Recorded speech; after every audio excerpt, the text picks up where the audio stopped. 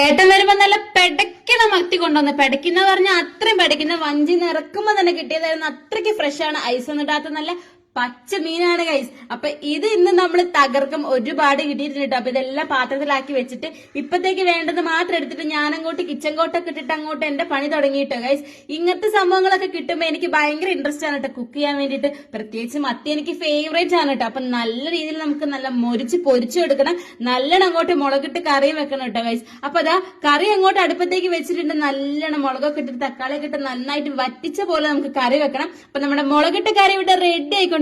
അതിന്റെ മുകളിലേക്ക് നല്ല വെളിച്ചെണ്ണയും കൂടെ വെച്ച് കഴിഞ്ഞാൽ അടിപൊളി കിട്ടോ. ഇനി നമുക്ക് പൊരിക്കുന്ന പരിപാടിക്ക് നോക്കാം. ഇഞ്ചിയും വെളുത്തുള്ളിയും എല്ലാ പേസ്റ്റും കൂടെ സെറ്റ് ആക്കിയിട്ട് നന്നായിട്ട് മസാലയൊക്കെ തേച്ച് നല്ല കറിവേപ്പിലൊക്കെ ഇട്ടിട്ട് നല്ലപോലെ അങ്ങോട്ട് പൊരിച്ചെടുക്കണം കേട്ടോ.